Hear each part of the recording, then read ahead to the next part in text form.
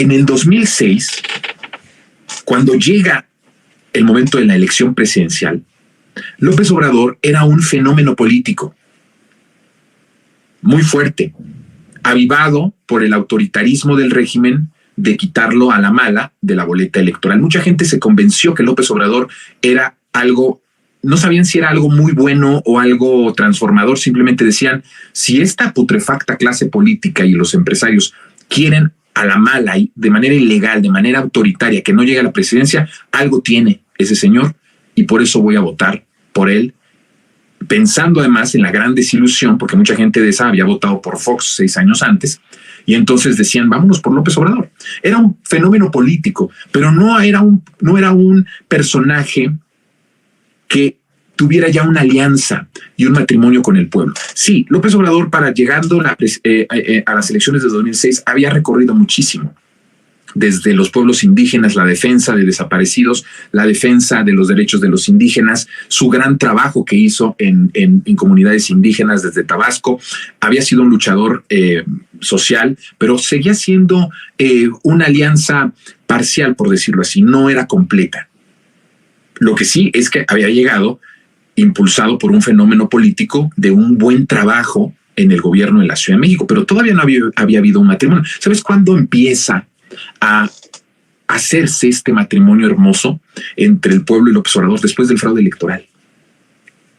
Por eso López Obrador en muchas ocasiones ha dicho que de lo malo que había pasado en el fraude hubo cosas buenas y hubo cosas positivas.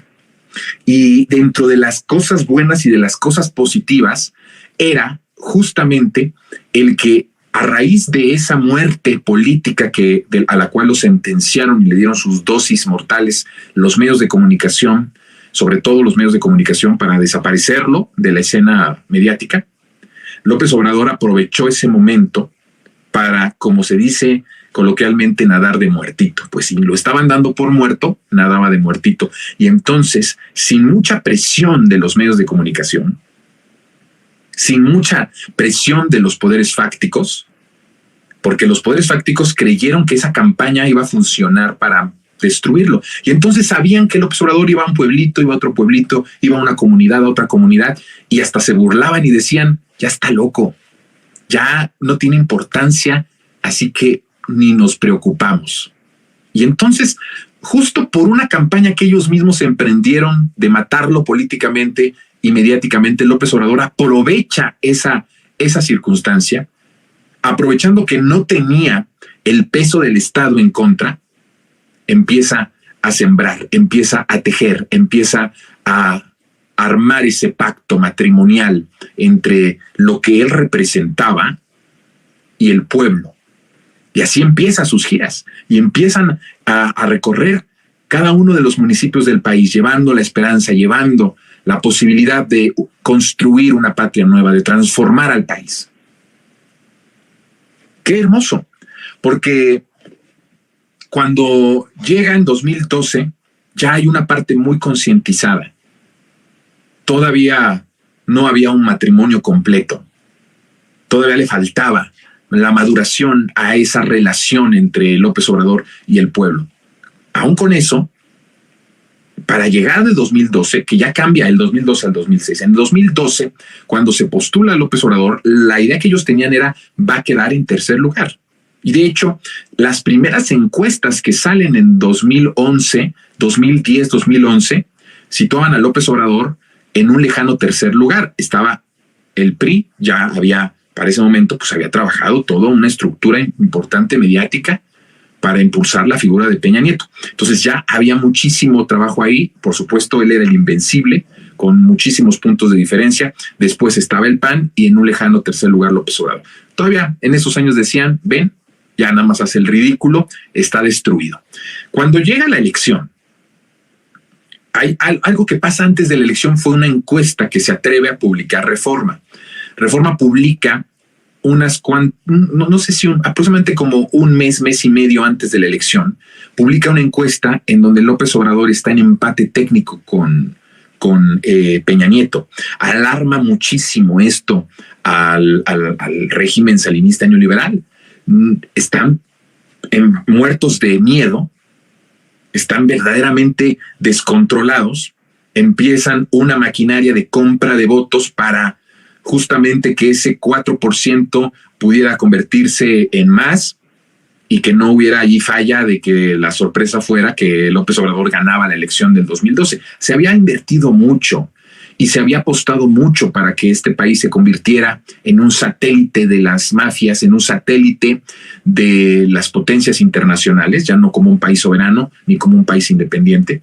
Era un proyecto muy bien realizado por intereses extranjeros, el crimen organizado, poderes fácticos, televisión, la iglesia, Estados Unidos, desde luego. Había mucha apuesta, no podían perder la elección de 2012. Era estratégica para el plan transeccional que iba a empezar a partir de Peña Nieto. Yo he hablado del peñismo. Hay un monólogo especial sobre este tema. Bueno, llega ese momento, llega la encuesta, son 4 puntos y la realidad es que se mueren de miedo y empiezan una campaña ilegal. Ahí, en ese proceso, entra dinero del crimen organizado y entra dinero de las empresas, de los empresarios, de los delincuentes de cuello blanco. O sea, la delincuencia organizada y la delincuencia de cuello blanco impide con la compra de votos que en 2012 gane López Obrador. A diferencia de 2006, que fue un fraude mediático y en urna, en 2012 fue un fraude con dinero del crimen organizado y de la delincuencia organizada y de los delincuentes de cuello blanco para comprar el voto. Y empieza una estructura de compra de voto impresionante. Nunca en la historia del país se había visto una operación tan fraudulenta como la que pasó en el 2012, impulsada con dinero de los narcotraficantes y con dinero de los delincuentes de cuello blanco que eran los empresarios. Llega el día de la elección con mucho nerviosismo y gana Enrique Peña Nieto por 6 puntos. La maquinaria, si bien había servido, no había tenido los resultados que ellos habían esperado. La campaña de compra de votos tenía por lo menos una estimación de que se iba a alargar la diferencia a poquito más de 10 puntos. No fue así.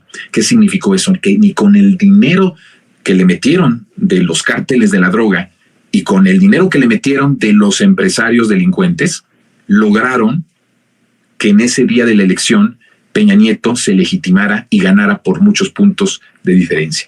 En ese momento ya López Obrador se convertía en un verdadero peligro hacia 2018. Lo que en 2006 y durante todo el sexenio de Calderón se burlaban, lo ridiculizaban y pensaban que ya estaba destruido y muerto políticamente, en 2012 saben y lo ven resucitado y fortalecido.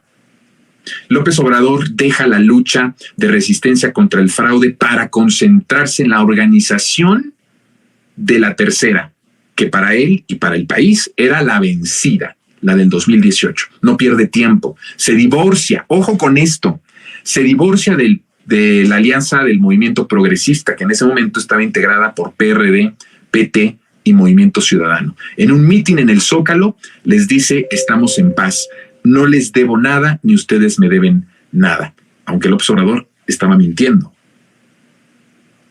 O, digámoslo de otra forma, López Obrador estaba siendo generoso, porque sí, toda esa clase política que lo traicionó después, y para ese momento ya estaba en proceso de traición o ya lo había traicionado, Movimiento Ciudadano y el PRD le debían todo a López Obrador. Pero López Obrador se divorcia en los mejores términos, como las parejas que dicen: mira, ni tú me debes, ni yo te debo, aunque las propiedades son mías, te las quedas, las repartimos y nos vamos en santa paz. Bueno, así termina la relación López Obrador y emprende el camino a la construcción del movimiento transformador hacia 2018.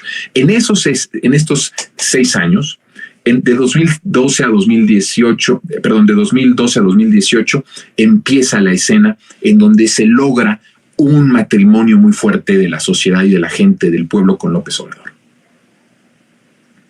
Ahí es donde López Obrador ya no solamente es un fenómeno político, ya no solamente es un fenómeno incluso mediático de las redes sociales, ya no es un fenómeno social, sino se convierte en un personaje que se enlaza espiritualmente, socialmente, políticamente con el pueblo. y empieza a construir la relación, empieza a escuchar los sentimientos de la gente, empieza a abordar a la gente y empieza, como siempre lo ha hecho, pero ahora retratando o más bien poniendo en el proyecto de nación todo lo que había aprendido del pueblo, todo lo que había visto del sufrimiento del pueblo en un proyecto que lo rescatara, en un proyecto que rescatara a ese México profundo. Y entonces ahí empieza un matrimonio muy fuerte. Por eso cuando llega López Obrador y toma protesta en 2018, él dice, como lo vimos en el video del inicio, no va a haber divorcio, porque ya para ese momento, pues ya lo expliqué, ya había habido una relación de muchos años de noviazgo y ya había habido un matrimonio en los últimos 6 años de su lucha como opositor. Estamos hablando de 2012 a 2018. Ahí empieza el pacto fuerte del presidente con el pueblo. Bueno, ¿qué viene? ¿Qué es lo que sucede?